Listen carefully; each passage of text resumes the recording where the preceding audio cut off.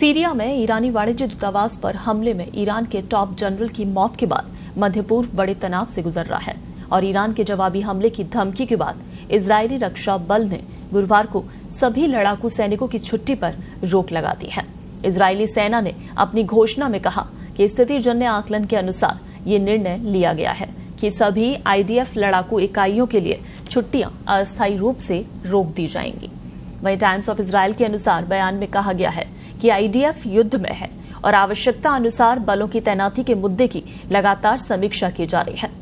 बुधवार को इजरायली सेना ने कहा था कि उसने हवाई सुरक्षा को बढ़ावा देने के लिए रिजर्विस्टों को तैयार कर रखा है। इस बीच रॉयटर्स के पत्रकारों और तेल अवीव में रहने वाले नागरिकों ने बताया है कि जीपीएस सेवाएं बाधित हो गई हैं। एक्सपर्ट के अनुसार ऐसा गाइडेड मिसाइलों को रोकने की तैयारी के तहत किया जाता है। इसके पहले सोमवार को एक हवाई हमले में सीरिया की राजधानी दमिश्क में स्थित ईरानी वाणिज्य दूतावास तहस नहस हो गया था। हमले में ईरान की इस्लामिक रिवॉल्यूशनरी गार्ड्स कॉर्प्स के टॉप जनरल रेजा जहेदी और उनके डिप्टी सहित 5 अन्य आईआरजीसी अधिकारी मारे गए थे। हमले में 6 सीरियाई नागरिकों की भी मौत हुई थी। जहेदी सीरिया में रिवॉल्यूशनरी गार्ड की महत्वपूर्ण जिम्मेदारी देख रहे थे, जिनमें सीरिया में हिजबुल्लाह लड़ाकों को हथियारों की आपूर्ति सुनिश्चित करना भी शामिल था। ईरान ने इस हमले के लिए इजरायल को जिम्मेदार ठहराया था और कहा था कि वो इस हमले का बदला लेगा।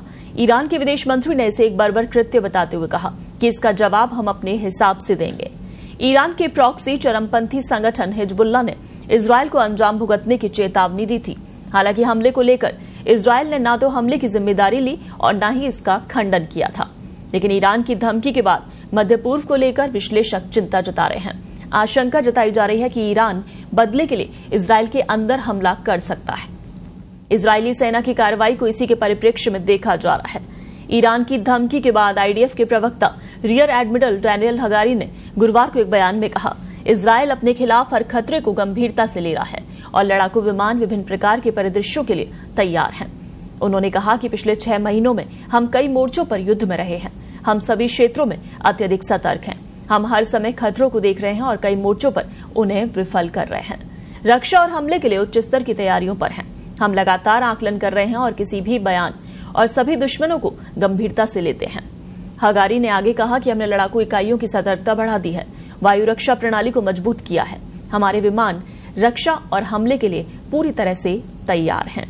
तो ईरान की धमकी के बाद इजरायली सेना पूरी तरह से तैयार है। उनकी छुट्टियां भी रद्द कर दी गई हैं और जानकारी यही सामने आ रही है कि दोनों तरफ से जमकर गोलीबारी हो रही है।